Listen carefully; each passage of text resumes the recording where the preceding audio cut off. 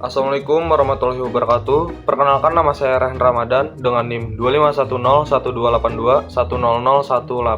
Saya berasal dari Prodi Pendidikan IPS dan di sini saya akan memaparkan materi tentang timeline dari Orde Lama sampai masa Reformasi. Tanpa basa-basi lebih lama, yuk langsung saja kita ke videonya.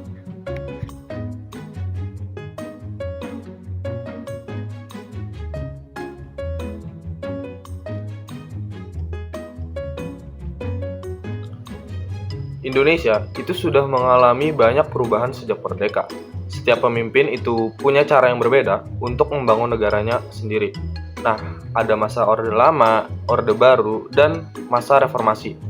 Nah guys, kita lihat bagaimana pembangunan Indonesia pada setiap masa dan apa pengaruhnya bagi kehidupan masyarakat. Itulah yang akan kita bahas dan kita akan memulainya dalam era Orde Lama.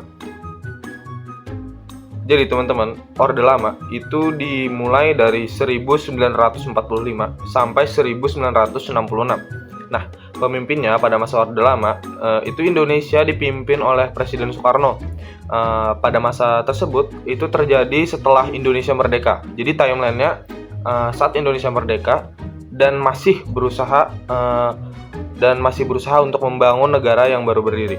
Nah, teman-teman, apa sih yang dilakukan pemerintah pada masa Orde Lama?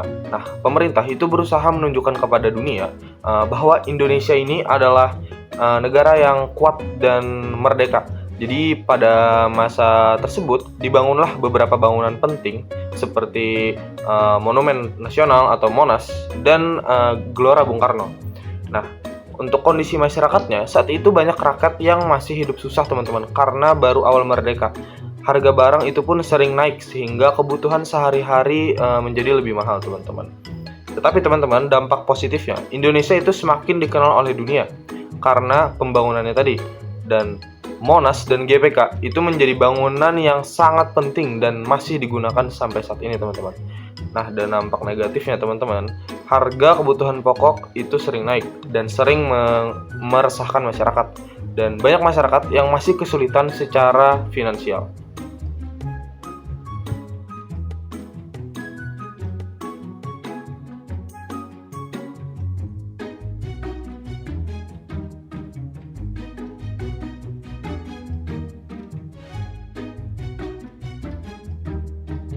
Usai sudah Orde Lama teman-teman, kita memasuki ke Orde Baru yang bermasa dari 1966 sampai 1998. Nah, pada Orde Baru ini teman-teman, Indonesia itu dipimpin oleh seorang presiden yang bernama Presiden Soeharto.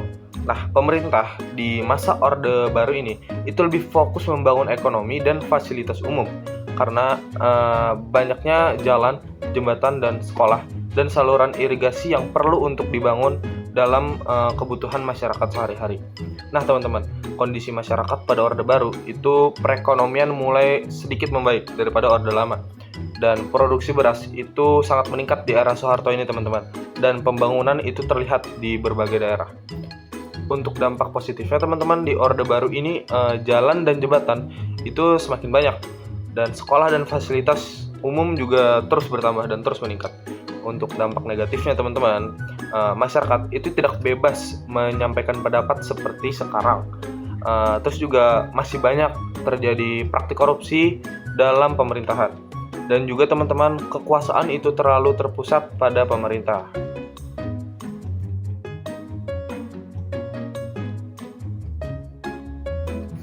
Lanjut pada timeline 1998 sampai sekarang teman-teman, yang disebut dengan era reformasi. Nah, siapa sih pemimpin era reformasi ini? Jadi teman-teman, era reformasi itu dimulai setelah Presiden Soeharto mengundurkan diri pada tahun 98. Nah teman-teman, setelah itu Indonesia dipimpin oleh beberapa presiden yang dipilih melalui pemilu.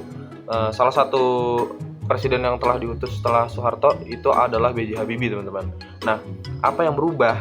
Jadi masyarakat itu menjadi lebih bebas menyampaikan pendapat mereka, dan pemilu itu dilakukan secara lebih terbuka dan rakyat itu bisa memilih pemimpinnya secara langsung teman-teman, tidak seperti era-era sebelumnya. Nah, bagaimana sih kondisi masyarakat pada reformasi ini? Jadi teman-teman, kondisi masyarakatnya itu teknologi dan internetnya itu sangat berkembang dan itu sangat membantu dan membuat masyarakat lebih mudah mendapatkan sumber informasi dan komunikasi yang lebih lanjut, teman-teman. Untuk dampak positifnya tentu saja masyarakat lebih bebas menyampaikan pendapat daripada Orde Baru dan Orde Lama. Dan juga informasi itu lebih mudah didapat di era reformasi, teman-teman. Dan demokrasi tentu saja sudah mulai berkembang lebih baik dan sesuai menuju ke jalannya, teman-teman. Untuk dampak negatifnya, itu berita bohong atau hoax itu mudah sekali tersebar, teman-teman ya. Dan adanya perdebatan di sosial media yang menimbulkan konflik dan masih ada juga masalah korupsi yang perlu diperbaiki karena ya seperti yang kita tahu, teman-teman, korupsi ini di era digital malah makin menyeleweng, teman-teman. Oke, itu saja mungkin dari saya. Sedikit salah kata saya ucapkan, saya minta maaf. Assalamualaikum warahmatullahi wabarakatuh.